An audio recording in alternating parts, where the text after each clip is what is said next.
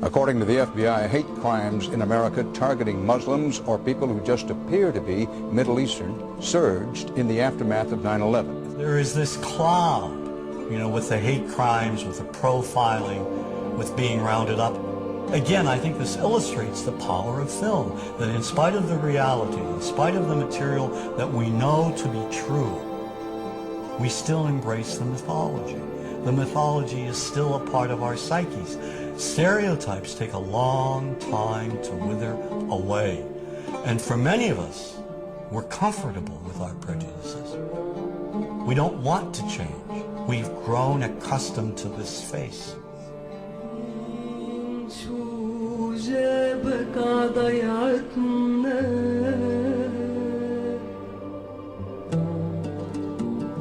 When we think of Arabs, what do we see? What images come to mind? Do we see actual people? People who, despite real cultural or geographical differences, do pretty much the same things that we do. When we think of Arab women, what images come to mind? Do we see women who laugh and play and who adore their children? Women who work in the home as well as outside? Would it come as a surprise to know that in many Arab countries, a majority of college students are actually women? What's our immediate image of Arab men? Do we see loving fathers? Men who want to provide for their families? What about Arab teenagers? Do we see them the way you would think about teenagers in other parts of the world? Then there's religion in the Arab world. Do we see it as all-encompassing, dominating everything else?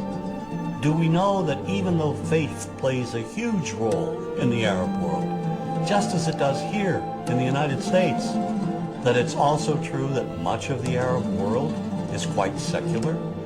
When we think of Arabs and religion, does Christianity come to mind? Do we remember that there are over 20 million Christians in the region who have lived side by side in harmony with Muslims for centuries? To their credit, some filmmakers have shown Arabs and American Arabs in all their complexities. An excellent way to shatter a stereotype is through laughter, through comedy. So we have comedians. Comedians have done this historically, black comedians, Jewish comedians. So we see Arab comedians doing this, and this is one way to release the tension. My name's on a credit card, true story. Guy behind the counter picked up my credit card, sees the Olive Part, looks at me all weird. He's like, hey buddy, what kind of name is, that?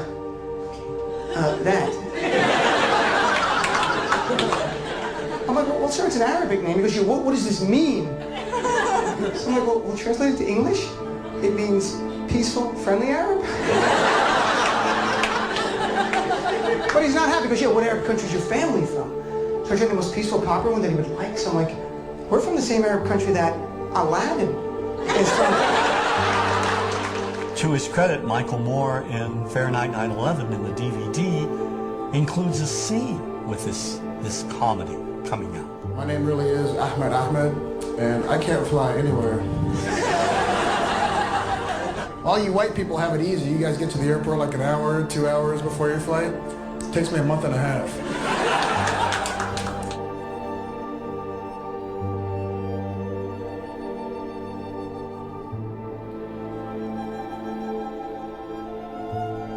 Nous vivons dans un monde qu'on peut critiquer, qui est le monde de la dérision. Vous le savez bien, et dans les médias, je dirais, le monde de la dérision, on se moque de tout.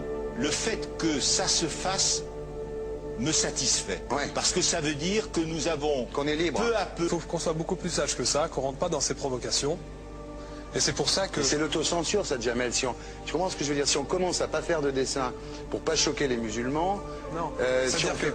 Pour moi, c'est de l'autocensure. C'est la fin de la liberté d'expression. Pour moi, la liberté d'expression, la liberté d'expression et le respect font partie, sont mariés ensemble. Moi, je suis pour la liberté d'expression. Mais si je vais blesser une personne, pourquoi blesser la personne? Non, mais si moi j'ai envie de faire une caricature sur Mahomet ou sur un rabbin ou sur Jésus-Christ, il faut que j'ai le droit de le faire. Tu comprends? C'est ça la France. Quand tu sais que tu vas blesser 10 millions de personnes, pourquoi tu vas les blesser?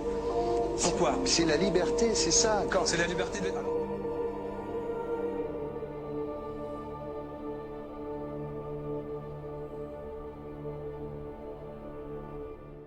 Ouais. tout seul. Vous pensez pas que c'était à vous de vous excuser, non? En disant le sketch n'était pas très drôle, je suis désolé si j'ai blessé des gens, voilà, excusez-moi, voilà, c'est une connerie. C'est mon travail.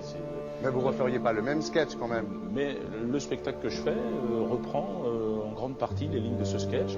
Mais il y a un truc que je comprends pas sur cette affaire, c'est qu'à aucun moment vous avez senti le besoin de vous excuser et que vous en avez rajouté. C'est tellement surprenant, c'est tellement inadmissible que j'en suis choqué. Voilà. Dans un pays où on peut parler, on peut s'exprimer. Et là, pourquoi tout d'un coup, sur un sujet, on ne pourrait pas s'exprimer sur ce sujet? Vous savez bien pourquoi on ne peut pas s'exprimer. Pourquoi? Parce que dans ce pays, on a envoyé pendant la guerre des juifs dans des chambres à gaz et que ça crée un petit problème quand même. Vous voyez ce que je veux dire? Dans ce pays, on a envoyé pendant 400 ans des centaines de millions de Noirs. Il y a eu 400 ans d'esclavage. Et pourtant, ça n'a pas empêché Michel Leb de faire un sketch qui m'a fait marrer. Où il faisait un Noir, et à la fin, il faisait un singe. Et en parlant des narines, en parlant des lunettes. En tout cas, lui, il n'a pas été interdit d'exercer son travail. Il a même eu la Légion d'honneur. Quelqu'un qui a toute sa famille qui a été exterminée dans un camp de concentration et qui voit quelqu'un à la télé qui dit Israël. Vous vous rendez compte? Je ne sais pas. Mais on peut pas. Il y a des moments où même si on connaît les gens, même si on les a invités, on leur...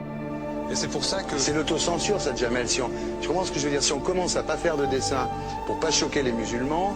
Non, si on fait... Pour moi, c'est de l'autocensure. C'est la fin de la liberté d'expression. Pour moi, la liberté... Et là, pourquoi tout d'un coup, sur un sujet, on ne pourrait pas s'exprimer sur ce sujet? Vous savez bien pourquoi on ne peut pas s'exprimer. Pourquoi? Parce que dans ce pays, on a envoyé pendant la guerre des juifs dans des chambres à gaz et que... Deux poids, deux mesures. La liberté pour tout le monde. C'est-à-dire? La liberté pour tout le monde. Il y a une personne comme Dieudonné qui a fait un rabbin, enfin qui a fait un colon juif, etc. Tous ces DVD ne sont plus dans les pactes. On l'empêche de venir, on l'empêche médiatiquement, on ne le voit plus. Alors que lui, c'est un comique. Plusieurs lois qui ont été faites contre l'antisémitisme.